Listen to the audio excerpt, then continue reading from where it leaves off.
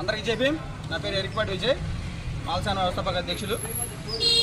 ఈరోజు ఎస్సీ మాల కులానికి సంబంధించిన వ్యక్తి ఒక నిస్సహాయ స్థితిలో ఉన్నటువంటి ఒక మహిళకు సంబంధించిన 5 ఎకరాల 14 సెంట్ల భూమిని అగ్రకులం చెందిన ఓసీలు పైగా కేంద్ర ప్రభుత్వ ఉద్యోగి అయినటువంటి ఒక వ్యక్తి దారుణంగా కబ్జా చేస్తే ఇక్కడున్న రెవెన్యూ అధికారులు కానీ దానికి సంబంధించిన సంబంధిత అధికారులు కానీ చలనం లేకుండా ఎవరైతే అధికార దాహంతో డబ్బు దాహంతో రెవెన్యూ అధికారులను కొనేసి అక్రమంగా ఇక దళిత మహిళ యొక్క భూమిని కబ్జా చేయడం అనేది దుర్మార్గమైన చర్య.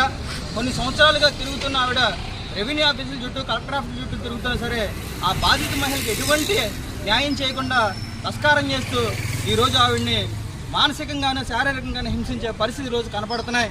ఈరోజు రెవెన్యూ శాఖ సిబ్బంది కానీ పోలీస్ శాఖ సిబ్బంది కానీ దానిపైన ఎటువంటి చర్యలు తీసుకోలేదు. ఏదంటే ఎస్సీలకు సంబంధించిన భూమి ఏంటంటే ప్రభుత్వం ఎస్సీలు అభివృద్ధి చెందాలని ఉద్దేశంతో ఇచ్చిన భూమిని ఎస్సీలకు కాకుండా బీసీ కులాలకి ఓసీ కులాలకి ఏ విధంగా ఇచ్చారో స్థానిక ఎంఆర్ఓ గారు దానికి సంబంధించిన ఆర్డీ వారు చెప్పాల్సిన అవసరం ఉంది. ఏ విధమైన పత్రాలు ఏ విధమైన నోటీసులు జారీ చేయకుండా ఒక ఎస్సీ మహిళలని చెప్పేసి ఆవిడ యొక్క భూమిని ఈ విధంగా లాక్కోవడం అనేది చాలా దుర్మార్గం అని చెప్పేసి తెలియజేస్తున్నాం.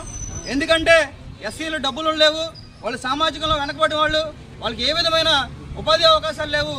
ఏదో ప్రభుత్వం వాళ్ళ జీవనాధారం కోసం ఇచ్చిన భూమిని కూడా ఈ రకమైన కబ్జా పెట్టడం అనేది దేనికి సంకేతం అని చెప్పేసి ప్రభుత్వాన్ని కోరుతున్నాం.